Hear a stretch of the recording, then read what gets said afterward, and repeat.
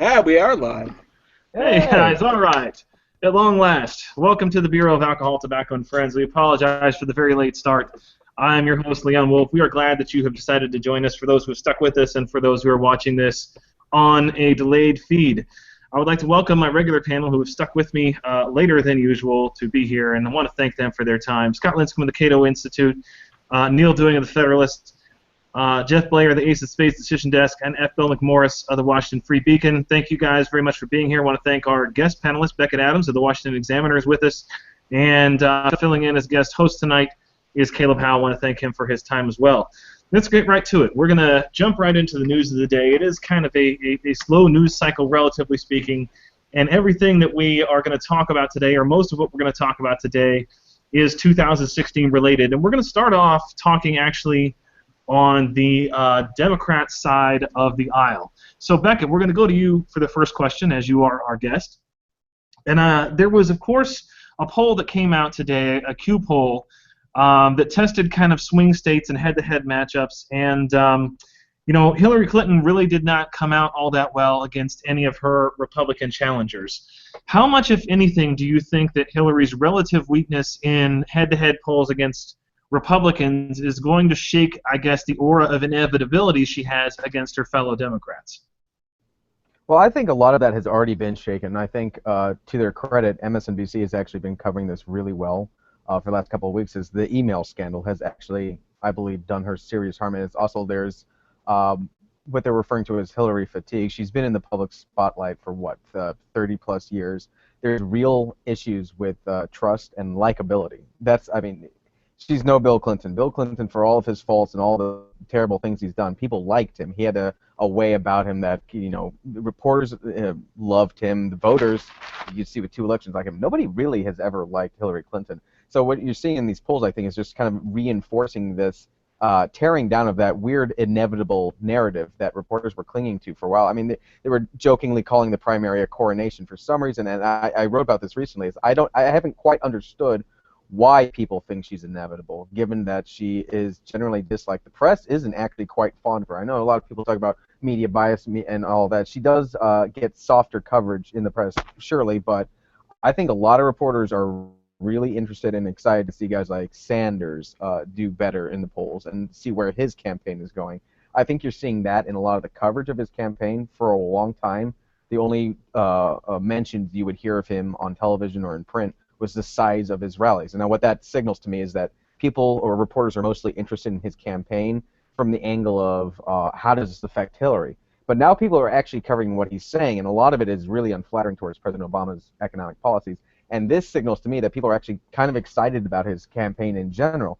So going back to your big question, I think just what you're seeing in the polls with how Republicans do against her, matching up head-to-head, of course it's really early, so we can only get so much from this.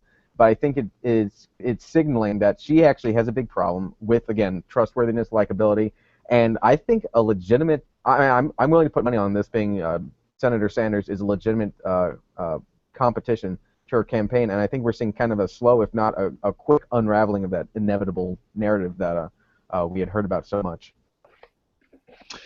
Bill, one of the things that was interesting to me about this Q poll in particular, and again, it's one poll, but it showed Joe Biden clearly outperforming Hillary in terms of how he did versus the Republicans. I mean, if you're Joe Biden, I mean, he's kind of steadfastly indicated he's not going to run, he's not going to run, he's not going to run. How many more of these polls can you take, given the ego we all know Joe Biden has, before he makes a serious entry into this race? Well, I think he's debating it right now, and I think this has always been part of the plan, and I think he's kind of mimicking what Hillary's own strategy was when she left the Obama administration in 2013, which is basically you are the road that wasn't traveled, and voters get nostalgia, and they say, man, what if we had Hillary in the White House? And that inflated her popularity more so. And the fact that Joe Biden has taken his name out and is kind of playing coy, it's making Democratic voters revisit him and give him a serious look that they may not have given him had he entered the race right away. So he's waiting for a weakened Hillary Clinton to come up before he actually throws his hat in the ring. Now, whether this is actually going to help or hurt him. Waiting so long to enter the race remains to be seen. But it's important to note that a lot of these insurgent, knights in shining armor that ride in too late to the primary fight generally don't get off the ground. So I think that's the gambit he's taking. I'm not sure if it will. But let me counter that. Let me counter that, Bill. Staying with you here. I mean, isn't that essentially what people said about Rick Perry in 2011? And he waited too late to get into the race. He wasn't going to be able to have a splash. And whatever you think about how his later performance in the debate, he kind of crashed and burned. I mean, he surged kind of immediately to the top of the polls with a sizable lead, even though he didn't really get into the race until, the middle of August of 2000. Yeah, he got in at the middle of August and was the immediate front runner. But you also have to remember that by October, I was the front runner in the Republican primary, at least in New Hampshire. So, right. It's funny. The Republican primary battles have generally been seen as, we always pass the baton to whoever is next in line. And it seems like, and Democrats are always, open-minded to whatever flashy new thing comes along, be it, Bill Clinton in 88 and 92 or Barack Obama in 2008. But it kind of seems that that dynamic has switched in this election cycle, where Republicans are kind of looking for that, dark horse candidate to get behind, that fresh voice, whereas Democrats are just passing it to whoever is next in line. And for once, the person who's next in line isn't even the sitting vice president. It's, the woman who married into politics. All right, Scott, so let's go to you with the next question. With regard to this email scandal, the Democrats seem to be kind of hesitant to use it as a weapon against Hillary, even the Democrats who are ostensibly running against Hillary. And in fact, Martin O'Malley commented upon it today and said basically the email issue is the distraction and we need to focus on real issues. Kind of solidifying what I've always thought about Martin O'Malley's campaign, which is essentially that he's angling for a spot in the Hillary cabinet if she wins. How long do you think that will continue? I mean, how long should we expect it will be before a Democrat aggressively picks up this email issue and uses it to say that what Hillary did indicates a serious problem and that it is a worthy kind of angle of attack against her? I'd say you're going to start seeing it as soon as kind of behind-the-scenes party movers and shakers start to abandon her. So I think part of Hillary's inevitability is that she has lined up every single major mover and shaker in the Democratic Party and has had that lined up for 7 years now. So if you start seeing major party players, and I mean both donors and folks behind the scenes at the DNC and elsewhere, starting to abandon ship, then I think it's going to be open season. You will see Sanders and Webb and anybody else really start taking shots. Until then, I mean, I think everybody's too scared to really do much about it. But once they start seeing an opening in the party, I think you'll see some changes. So, Neal, we have now, if you look at kind of the Democrat polling averages, and it was all well and fine for us as we sat around here, and we've kind of talked for weeks about, will this indicate some real problem for Hillary? And the answer is always no, because up until this point, she's always had a 50-plus point lead over her nearest competitor. Over the last week and a half, we have seen for the first time Hillary fall below 50% in 2 consecutive polls. And, of course, that's kind of an arbitrary number. They're 49 and 47% of what she got. It's not like she's down at like 35. But it's a symbolically important number. And more than that, we have Bernie Sanders, who is not any kind of public dynamo. He is not Barack Obama, is now within essentially 25 points instead of 50 points of Hillary. I mean, are we at long last at the time where we have to take seriously the fact that this is not Hillary Clinton's race to lose anymore, that there might be someone, maybe if it's not Bernie Sanders, who can come up and take her out? I absolutely believe there is someone who can come in there and take her out. I think that if Joe Biden were to get in the race, he'd be well positioned. I think Bernie Sanders is sort of the left's Donald Trump right now. I think the general frustration with the political process that we have seen that has given rise to this Donald Trump support, it's also on the left. The entire country is fed up with how things are going. And so on the left, they're turning to Bernie Sanders for their incoherent expression of their id, just as we are turning to Donald Trump on the right. And I think Sanders has about as much chance as Donald Trump of actually securing the nomination. But it does chip away at Hillary's aura of invincibility, that inevitable sense that she was going to be the nominee. Yeah, she can lose. She can lose the nomination, and I do think she can lose the general election. I don't think it's going to be a cakewalk for her if she does manage to secure the nomination. I was looking at some of the poll numbers out there that put her up against hypothetical Republicans, and it's competitive at this stage. Again, it's still early, but that's encouraging. It's not a blowout.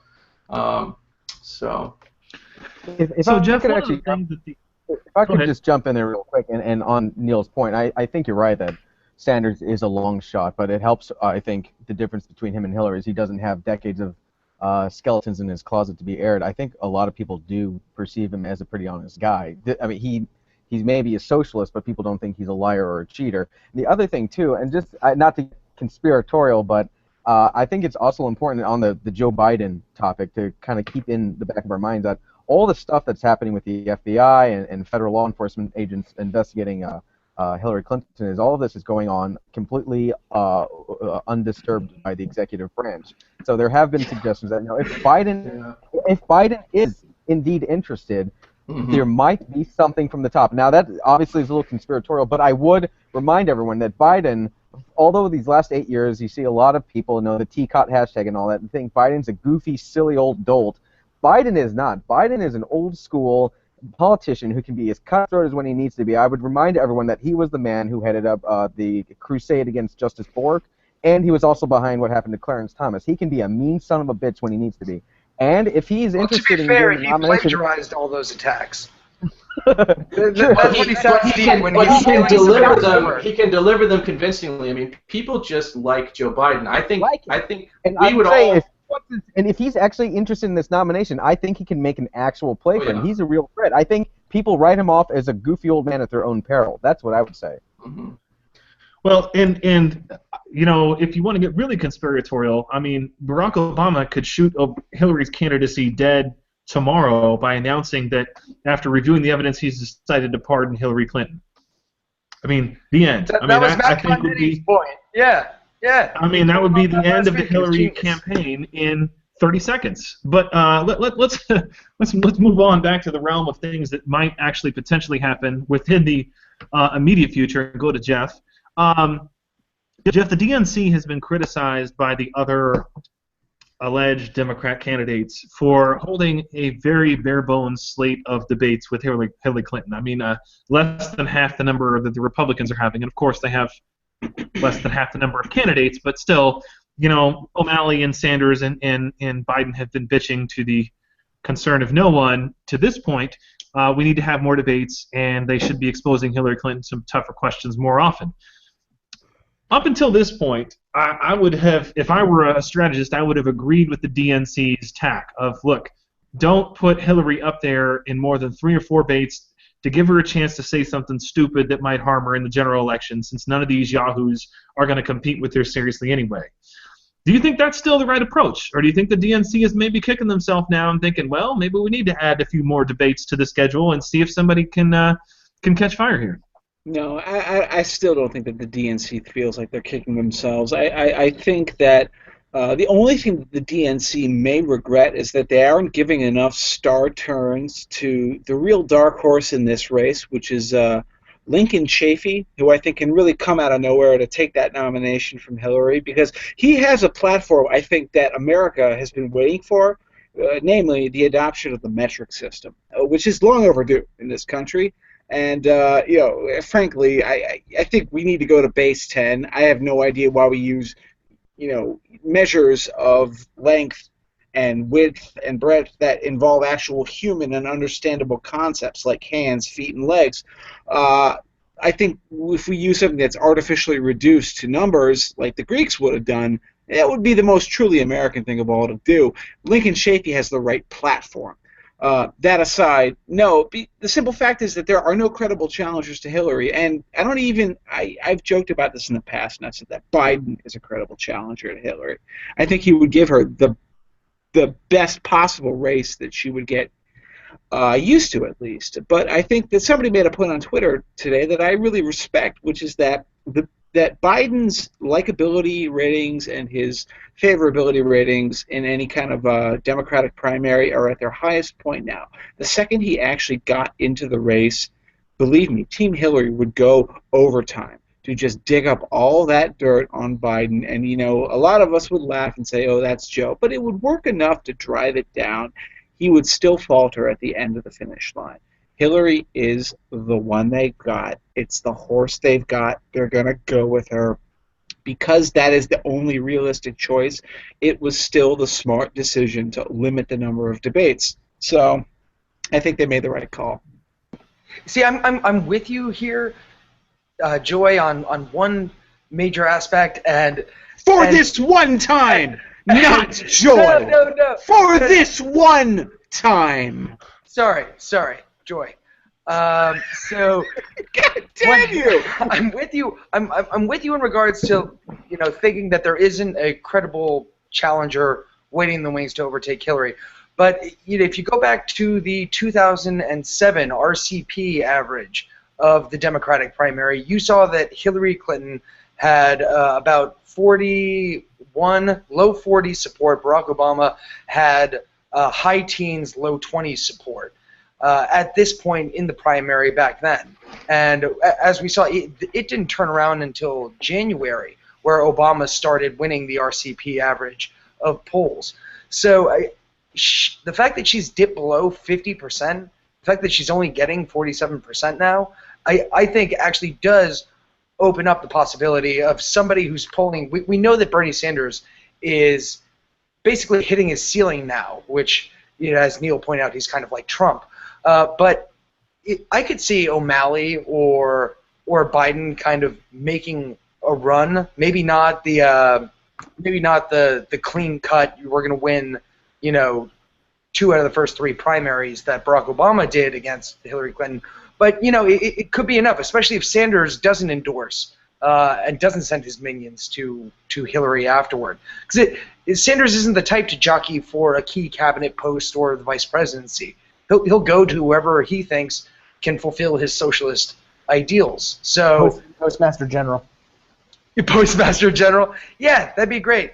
Yeah, a guy from Vermont where everyone lives 10 miles away. Of No, course, I mean, he's got an army of shorts-pantsed people at his disposal. He's a general. I mean, it's as close as you get to socialist leader in the country. Yeah, that's a good point. Thank you. Shorts, Crocs.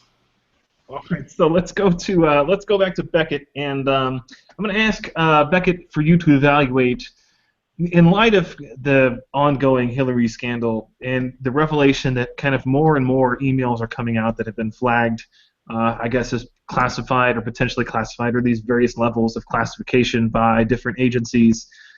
There essentially seems to be 2 responses that the Clinton camp has given. First of all, they've finally, at long last, admitted what everyone has known for months and months and months, which is that there were, in fact, classified emails that Hillary received on her allegedly private email that she had there. So the first of these is, and you guys covered this at the Examiner today, the thing about that you have to understand is she didn't actually send any classified information. She just received this passively this classified information and couldn't have foreseen that would happen. How well do you think that that's going to wash with the American public? I think the most important thing that's going to be taken away from this is that they are so far, like if you watch her comms director, if I might butcher her last name, for Palmieri, however you say it. You saw this yesterday when she was on Bloomberg News. Is the Clinton campaign is trying to do what they usually do, which is play around with words and trying to get into the sort of nebulous nuance of it. Most voters don't understand classification. They understand terms like top secret, and they understand stuff like operating an unauthorized private server out of your bathroom. So no matter how much they try to get into the definition of the word is like they're used to doing, the big takeaway from this is how do voters feel about it? And I think what we're seeing, like I was saying earlier, you're seeing it in the polls. This is hurting her. So they can try to dance around it, try to redefine words, and try to dress it up a little, like you were saying. Kind of get into sort of these cute definitions about, well, if you received classified information without knowing about it. Voters aren't going. That's going to go over everyone's head. All everyone's going to think about is what they know, the sort of vernacular, the kind of Mission Impossible stuff. Wait, you had secret information in your bathroom, and all this comes out at the time with the OPM hack, which people understand, the Ashley Madison hack, which people understand. And so now kind of you have in the front of your mind that stuff on the internet is vulnerable, and the woman in charge, who used to be in charge of the State Department, had classified information that was unsecure, unprotected, and now here we are getting hacked by the Chinese, getting hacked by the Russians, allegedly, so on and so forth. As much as they try to spin it away and dress it up, again, in cute terms, I don't think it's going to work. They're going to have to find something to exonerate her completely. I'm not sure what that's going to be. I'm not sure if they're going to be able to do it. But at this point, unless they can put into simple terms that American voters understand and the Democrats understand, the far left who loves Bernie Sanders understand, that shows she's totally innocent. Unless they do that, I have no idea how they will. I think it keeps hurting her. So Neal, the kind of the other defense that they're raising is essentially the I'm a dumbass defense, right? It's, oh well, she didn't really think through all of the possible consequences of this course of action. Yeah. And to me, that's the somewhat obvious and the somewhat obvious response to that is the not thinking course of action is to just sign up for the damn government email that they give you for free, right? I mean, here is your BlackBerry with your State Department email. Take this and use it. I mean, isn't really the case that she thought a whole lot about this course of action? I mean, it took a lot of freaking work to set up this private server that she was going to do with all of this. I mean, isn't that kind of the obvious? Oh, absolutely. I think that it's a ton more work on her part, and it does represent a deliberate decision. She clearly did not enter into this, like you said, with the simplest plan in mind, which was to just use the government email that and leave that at work. She wanted her BlackBerry or whatever it is, and she wanted this home server for some reason. Now maybe that was because she was recuperating after a really nasty fall that gave her some sort of head injury, and she needed extra assistance in that way. I don't know. I mean, we do have the Americans with Disabilities Act, and we do have anti-discrimination laws that say we can't discriminate based on age or medical conditions. So perhaps when Hillary Clinton had that incapacitating stroke that nobody wants to talk about, she had extra assistance to carry out her duties as Secretary of State. I don't know. See, I don't work for any of these things. That's why we need to have an investigation, and that's why we need to have Hillary Clinton come in and answer a few questions as truthfully as she can manage. We need to have her cross-examined pretty intensely, and we need to nail her ass to the wall. That's what I think.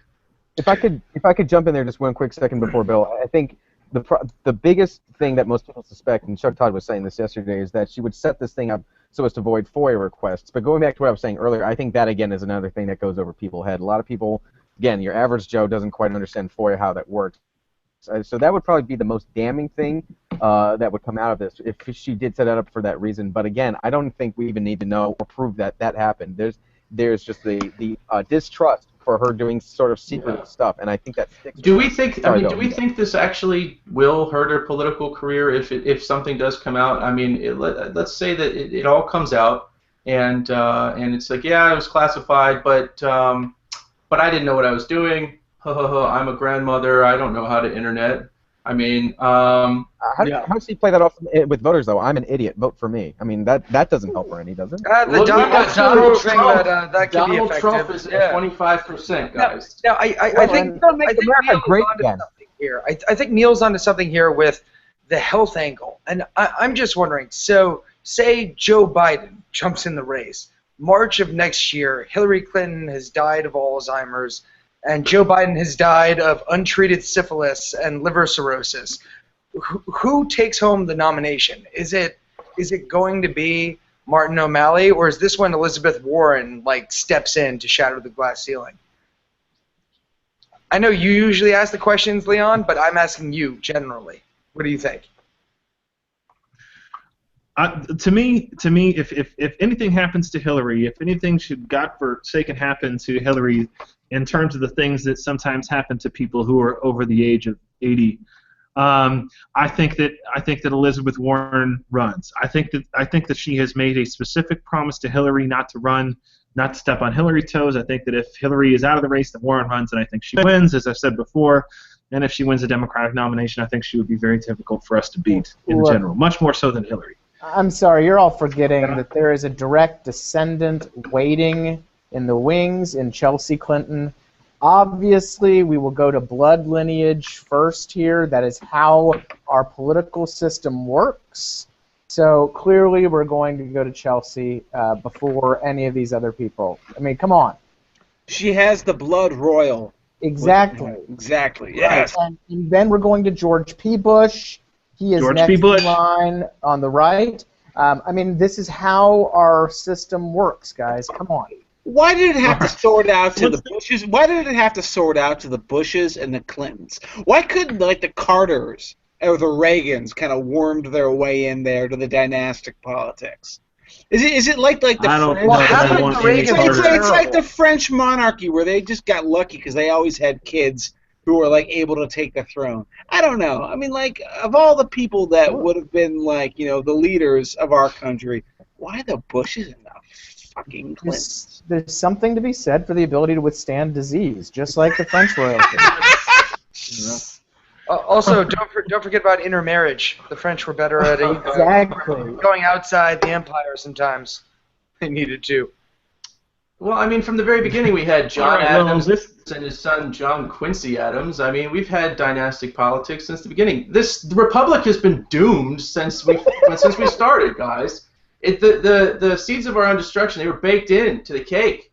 Okay, how many metaphors have I just spliced? I think that was 2. Anyway, it's all over, guys. It's just counting down. There's no point.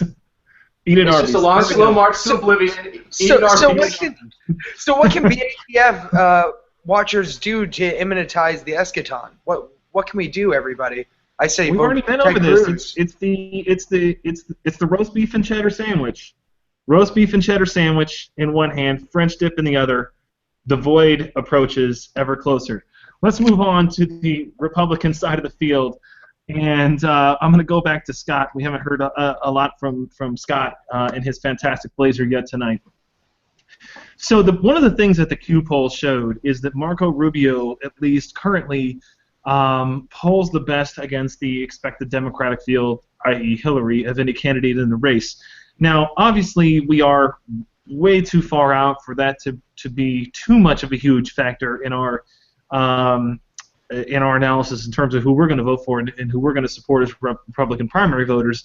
But do you think that at the end of the day that these polls are telling a truth, which is that Marco Rubio is probably the strongest candidate against the Democrats that we have to offer in the general election?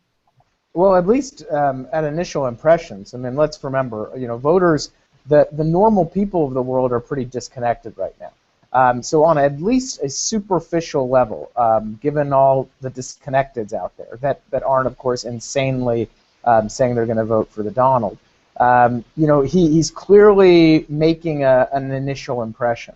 And I got to say, out of all the candidates, I've said it once in previous shows, I'll say it again, I'm not predisposed to Rubio or his platform.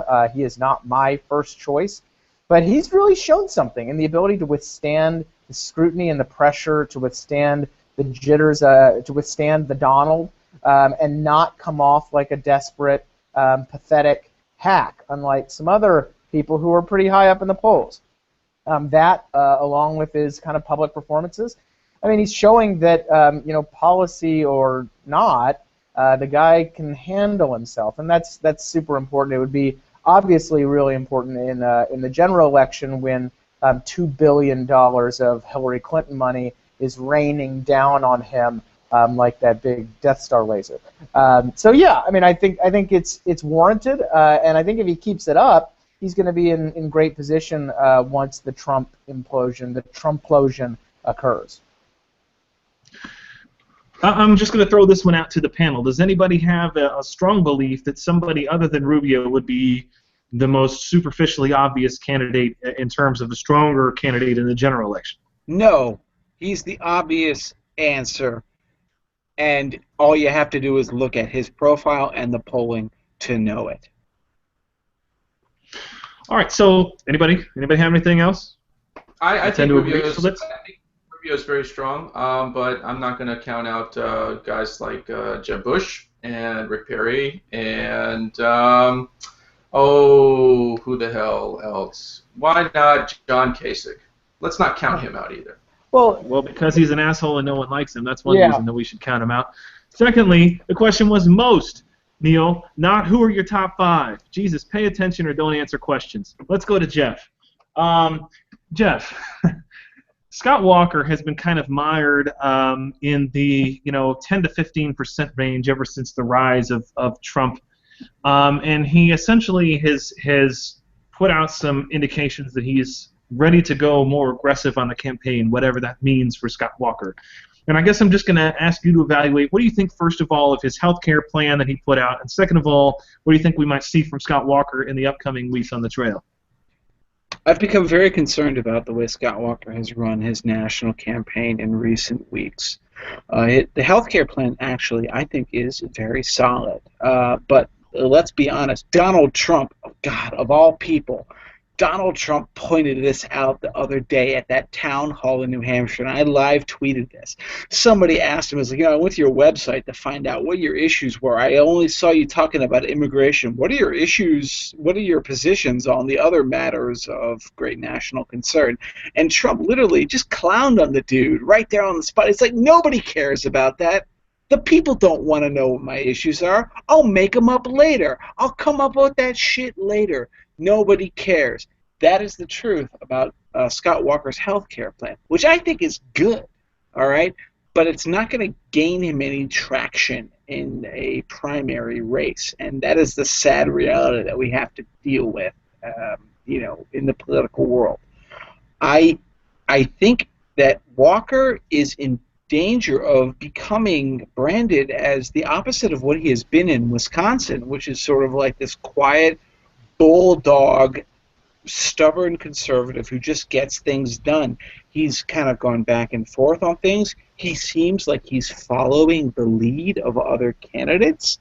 He has faded, in my mind, as a very plausibly competitive opposition to Jeb and, dare I say it, Trump, in respect to Rubio, who I think is sort of remains as the one guy who, say whatever else you will about him, take whatever issue you will about him. Rubio is smooth. He's got the glibness. He's got the answers. He never gets wrong-footed. He never seems like he's stumbling. And that really matters in these races because we all, at least at this point, are operating along the belief that Trump's going to fall out of the race at some point, and it's going to be left to whoever's still in the game to pick up the pieces. Cruz thinks he's going to be one of those people, but I hope at least it'll be Rubio.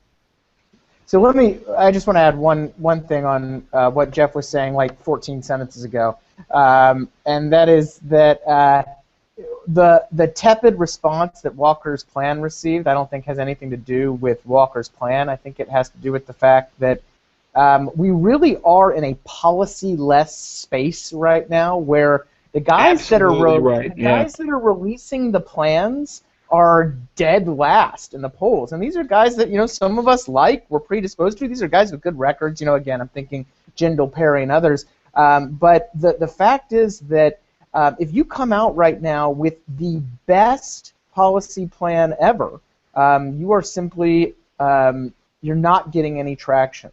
The people just don't care. All right, so let's go over to Becket. And Becket, the kind of bottom tier candidates, the people who are put on the kids stage debate, are essentially trying to run against the RNC at this point, the way that they were treated. And listen, I don't think anybody gives a crap about Jim Gilmore and some of the other ones, but I mean, I think that some people like Bobby Jindal and Rick Perry have a legitimate beef to say, you know, look, we're two-term governors and we've been on the national stage. I mean, is there any way that the RNC can handle this issue better in the future to get all of kind of the serious candidates on one stage? Or should they just really get to the point where they're going to cut off the number of candidates and say, look, we're not going to have another debate on the theory that having a kids' table debate is demeaning to the people who were even there? You know, that's a question that I think the RNC has yet to really address. The problem is that I don't want to use the word unprecedented, but the number of candidates who are running in this election or primary cycle is massive. You know, I was talking to some of my colleagues, both at the Examiner and some other outlets, and they can't remember a time when there were this many. So there's, of course, a logistical issue, but at the same time, relegating the lower candidates to the sort of kids' table, as they were saying, and then having the top-tier ones at a different sort of debate. At first, I mean, at one moment, it seems not unfair. I don't want to use the word unfair, but it does seem like you're giving people like Perry and Jindal the shaft, especially those two you mentioned. I think they have the most legitimate grievance. They're both governors with executive experience. I'm sorry, Jim Gilmore has the most legitimate grievance. This man is a top-tier candidate. If only we would pay attention. He's really exciting. But even like Carly Fiorina has performed so well. Exactly, right? He was my graduation speaker. But I think these guys have legitimate agreements. So the problem is, how do you get all these people on the same? I mean, that was Fox's response. How do we get all these people on the stage at once? And I think, honestly, at some point you just say, well, you just do it. Maybe you have a longer debate. It's going to be crowded. But at the same time, if you throw, governors down here, like Jindal and Perry, and then you give a former reality TV star the front spot because he's polling well in the early polls, which, again, like we said, are bullshit, then you run into this issue. Now, and again, Reince Priebus hasn't really come out and said how they would address this.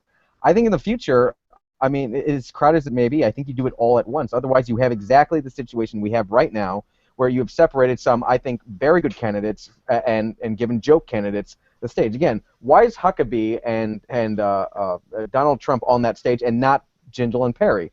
That doesn't make any sense to me, especially Perry. That's the one that I think, when all is said and done, I'm not going to say his campaign's going to implode and it's over, although things don't look good. But I think after 2015 years from now, we're going to look back and this is going to be one of those things where you say, oh, that was a huge problem, and there needs to be a postmortem and figure out how do you take a successful governor like that and make sure he doesn't get screwed in the primary again. But as far as like how do you figure it out, the RNC hasn't addressed it. Fox, I think, had played it up.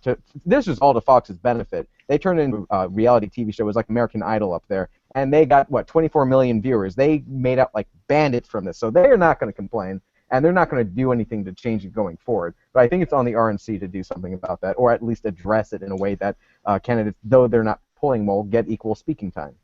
I just want to say, by the way, Becket, that Jim Gilmore, you asked, who is Jim Gilmore? Jim Gilmore is the immensely talented lead guitarist for Pink Floyd, one of the greatest bands of all time. And if you haven't heard Echo... Don't even start with me. If you haven't heard Echoes or Dogs from the classic concept album Animals, how can you knock on Jim Gilmore? That man can play a lead guitar solo to fucking beat the band. Come on. I mean, if we're talking about what decade was that candidates, I don't even know who's talking anymore. No, listen. Pink Floyd sucks. I'd rather be talking about the Mets right now. So let's go back to Bill. Bill, one of my favorite things of this entire campaign season happened today, involving probably my favorite candidate in the race on the merits. And that's Bobby Jindal.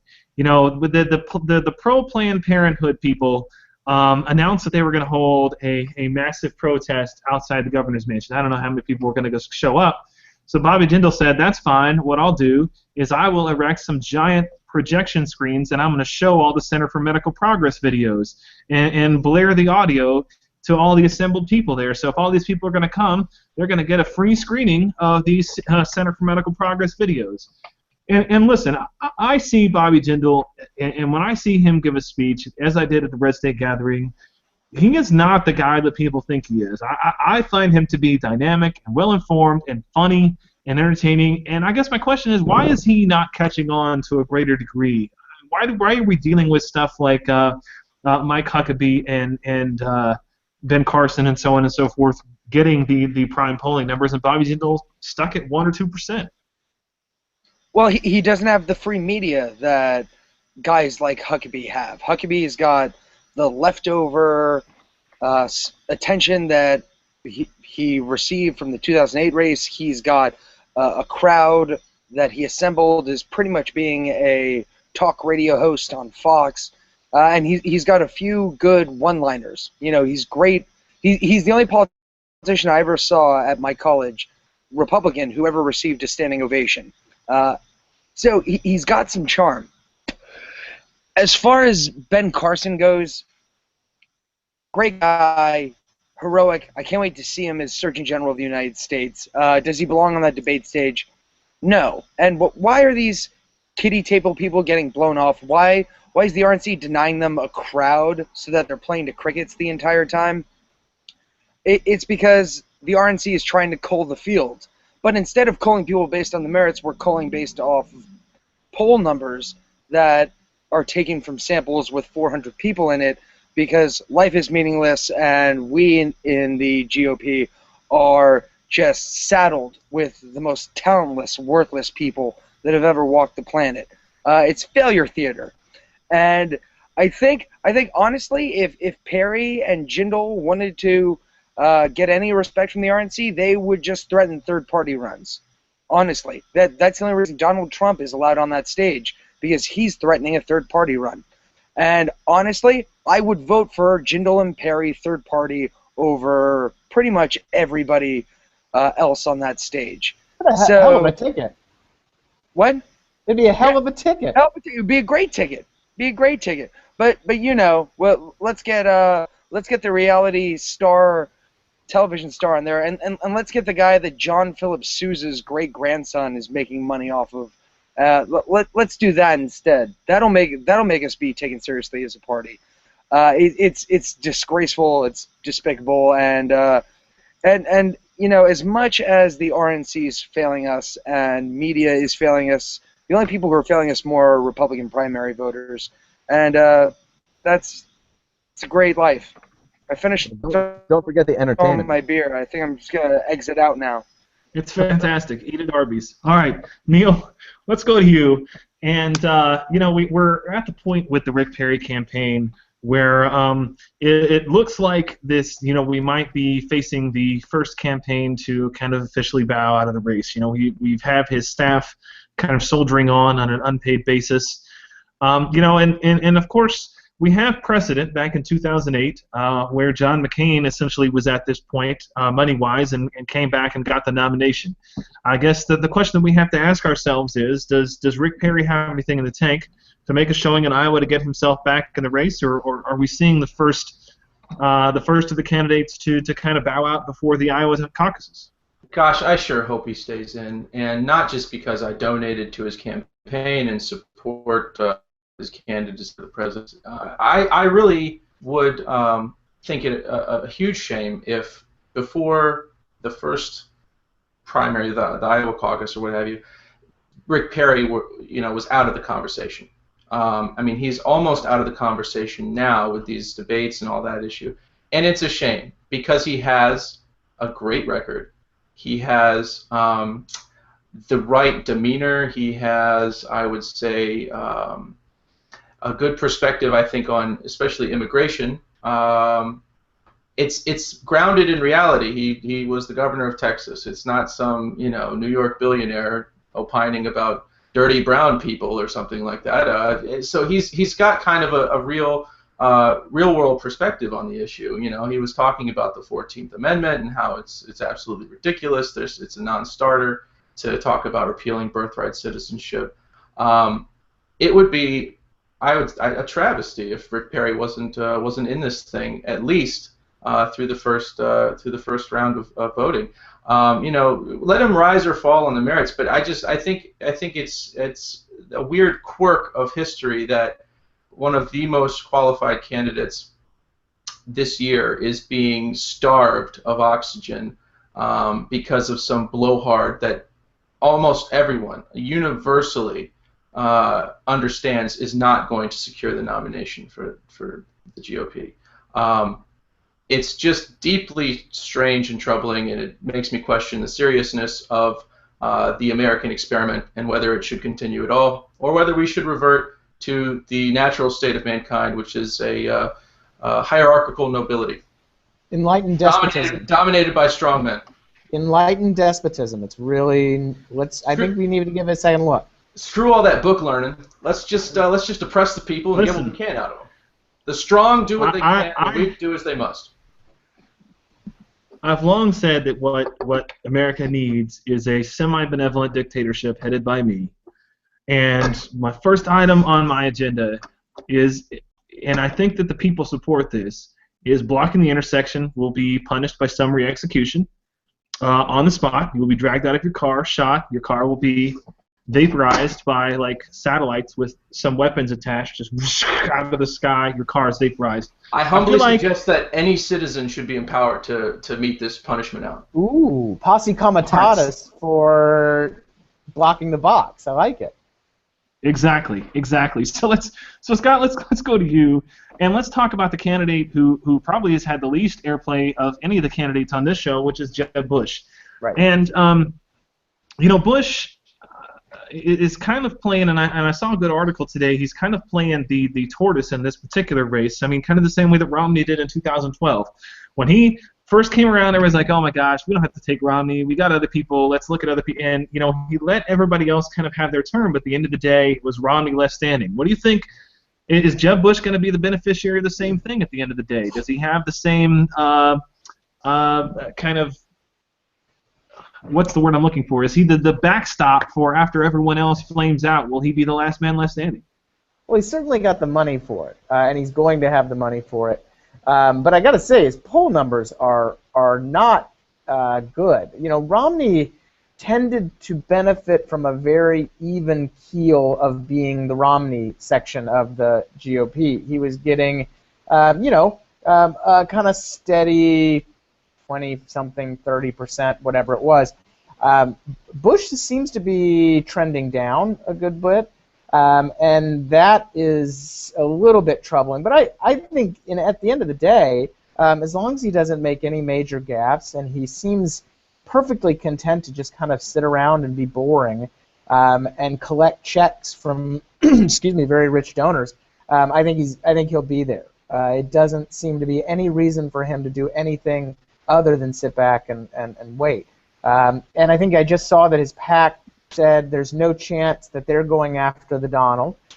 So they seem very content to just ride it out and wait for everybody else to flame out. And then at that point, we're going to get Trump v. Bush, and that's when we all will throw ourselves off a cliff. I'm sorry. So can I jump in? So Becket, we forgot about the antithesis of Bobby Jindal's moment. We failed to talk about John Kasich endorsing Roe v. Wade as the law of the land and has to be respected. And this man is sucking oxygen from the room. This man who said that he expanded Medicaid under Obamacare because of his Catholic faith and is now sitting there pandering to an Iowa crowd on the advice of John Huntsman's candidacy. John Huntsman's campaign operatives, saying, "Oh, well, Roe v. Wade's the law of the land, and we live by the law of the land." This man is polling 5%, and it's a disgrace. I think his candidacy represents a worse implication on the GOP than even Donald Trump, because at least we know Donald Trump is lying. John Kasich is flat out pandering and is bringing out all of the worst aspects of American politics all at once. And we take him seriously because he won Ohio by a large margin. Why did he win Ohio by a large margin? Because his Democratic opponent abandoned campaigning in August when it was revealed that he was caught at 4 a.m. with a woman who was not his wife by police. John Kasich is a cancer that needs to be excised immediately. I agree strongly with Bill. I didn't even want to mention John Kasich. I mean, Neal brought it up. If you're going to mention his name, pronounce it right. Kasich. Kasich. I don't give him. I don't pronounced give it him right, the Joy. pleasure. I'm impeccable at pronouncing names, I Joy. didn't talk to you, Fancy Bill. I was talking to Leon. John Kasich is not worth me pronouncing his name correctly. He is an unlikable asshole, and if it comes to the Super Tuesday and the last two candidates standing are John Kasich and Donald Trump, I will pull the lever for Donald Trump happily, and I can't stand Donald Trump. I am in hearty agreement with Bill McMorris on this topic. I wish that I never had to mention John Kasich's name, which is why I consistently mispronounce it on purpose. That having been said, let's go to Becket and talk a little bit about Ted Cruz, who's another candidate who has had kind of a recent bump in the polls. I for once, am not going to ask Neal doing about Ted Cruz, although he can chime in if he wants. I may. Ted Cruz is making a bet at this point strategically that a lot of the Donald's voters would go to him as their second choice. And the theory behind that essentially is that the Donald is picking up the people who are disaffected, they're hardline conservatives, they're mad at the GOP leadership. My theory on that, if you look at the polling numbers, is exactly the opposite. If you look at Donald's rise in the polls, it coincides exactly with the crash and burn of Jeb Bush. If you look at the RCP line, Donald Trump going up coincides perfectly with the amount that Jeb Bush goes down. Do you think that there's something to Ted Cruz's strategy here, or is he basically chasing after the wind, hoping that the Donald's voters are going to come to him when the Donald ultimately implodes? I think it's the latter, actually. Like most things in his life, Ted Cruz is about Ted Cruz. I think what he's doing right now is he's making the gamble, like as you suggested, to pick up Donald Trump's sloppy seconds. That's why almost every sentence out of his mouth is about people who are disaffected with D.C. You know, he talks about the D.C. cartel and how he's on the outside, although he's been working in D.C. since I think I was about a wee lad. He's making a play. It's shrewd. I think it's clever, but it's ultimately what Ted Cruz always does, which is he markets himself as the principled, outside the beltway politician, but in the end, it's really about building his own brand off the backs of other conservatives who surround him. Most of the competitors he's up against in 2016. I think if you watch him in the debate, which I think he did very poorly in, he needs to ditch the script, by the way. He needs to actually start speaking off the cuff, maybe once or twice. He's so polished and prepared, it's like listening to an automated phone service. But he really, I think this is what we saw in the debate. He talks about the D.C. cartel, and he goes after McConnell and Boehner, but he won't touch Trump. And I think that's what kind of signals this idea, this strategy of waiting for Trump to bow out or implode, and then he'll make a play for the conservative crowd who is so eager to see Trump succeed, which I don't think Trump will. So that's why you see, Cruz will stand on the floor of the Senate and call McConnell a liar, using the word liar, but he won't dare say anything about Trump, who seemingly suggests Megyn Kelly was menstruating, or the crack about veterans and all that. No. Cruz is above that. He's the principled conservative. It's all bullshit. He wants to vote. I'm sorry. Do you? Can we just let's do an apples to apples thing? What is more consequential, McConnell purposely throwing the Planned Parenthood defunding effort and taking no real action to use leverage to try to achieve a result, or Trump insulting Megyn Kelly? Oh, no. Honestly, has McConnell not sold out every wing of the GOP except for big business? And is calling out his leadership actually more substantive than issuing crank apologies for the outlandish, terrible words spoken by a joke candidate? Right. I would argue not. To say, hey, if he criticizes McConnell, he should criticize Trump is for Reince Priebus to apologize for the actions of Sean Spicer while failing to apologize for my drunken antics every week on the Bureau of Alcohol, Tobacco, and Firearms. Right. I'm sorry, friends. Very different. Obviously, they're very different situations. I'm going off of the words of Cruz himself.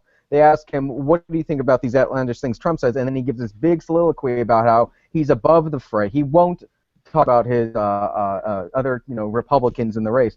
And again, don't mistake this as a defense of McConnell, who did cave in an outrageous, cowardly fashion on the Planned Parenthood front. It's not a defense of him, but it is a review of Cruz saying one thing and then doing another. Well, that's no, because he has two different jobs, Becket. He's got two different jobs. I mean, he's running for president, in which, I mean, he's not slamming Rubio or the other people who are in the Senate, but he also still is a sitting U.S. senator, and he has that job to essentially attend to. One of the things that he does. Please. No, listen, Neal. He hasn't. He barely determined where his office was in the Senate. What we're saying is he wears different hats. When he's a candidate, he will do something different than when he's a senator. But that is that. No, that's not what I'm saying. No, not at all. No. Mitch McConnell is not running for president. Okay, he is the majority leader of the United States Senate. So it's not that he behaves differently in the Senate from when he's on the race. It's that he has a job to do as a United States senator that is different from the job that he has as a candidate for president. And one of the things that he does as a senator is to basically look, U.S. senator. Ted Cruz is first and foremost the elected senator to the people of Texas. Okay. Now, what has Ted Cruz done as a senator for the people of Texas? He has undercut. You think they oppose what he's doing? No, I don't think they think that he hasn't accomplished much of anything to point to. He has no record of. If you want to be in the Senate is a deliberative body, and it is a collegial kind of thing. It is. You have colleagues. God.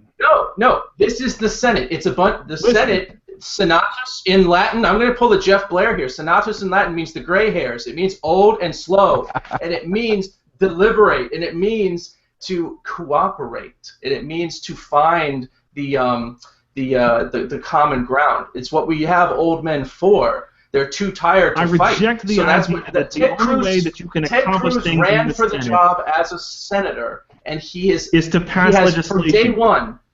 He has from day one been running for president. It's been tattooed on his forehead ever since he got to. I don't even think he unpacked his boxes in his office before he started typing up memos about his possible presidential run. I mean, it has been obvious. Neal, hold on. Neal, I understand.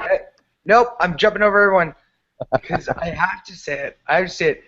Neal, you're totally right about Ted Cruz, but I have to say, I much prefer your stunt work that you did on the movie Straight Outta Compton for the actor playing Eazy-E to what you're saying tonight. You're wrong. Well, you can't please everyone all the time.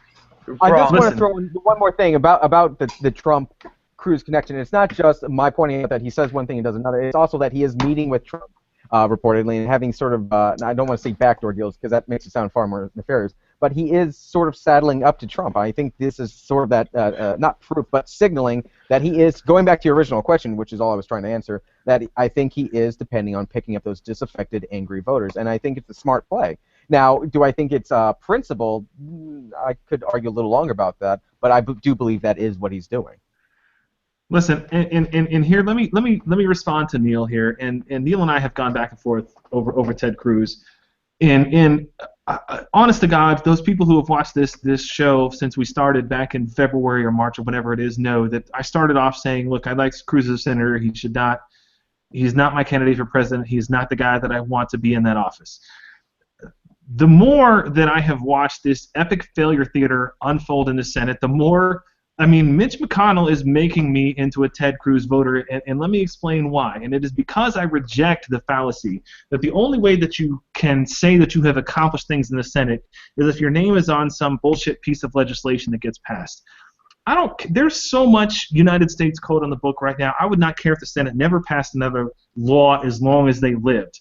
At this point, the most meritorious thing that anyone has done in this Congress has exposed the fact that Mitch McConnell does not give a shit, one, about conservative priorities in any aspect.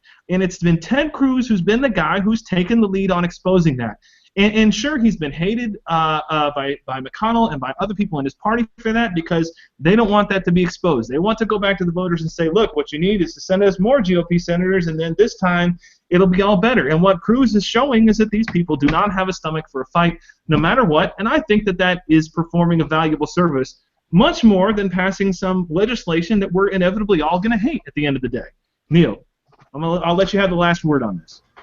Well, the last word, Leon, is that's ridiculous and you're wrong. Our system of government isn't set up like that, and you guys need to face the facts. Ted Cruz is a terrible senator, terrible presidential candidate, and the death of the Republic manifest, even more so than Donald Trump. So there we go. Back to you, Leon. All right. Let's Listen, I know I've basically been a cameo appearance on this show, but do you even have a fucking question for me? Seriously? Jeff, how terrible have the Nats been? And will they ever turn around? the next question. In the face of Matt Harvey, Jeff. Noah Syndergaard, and Steven Matz's imminent return, what the hell are you going to do? I think that's why you're Jeff. secretly rooting for the sweet meteor of death.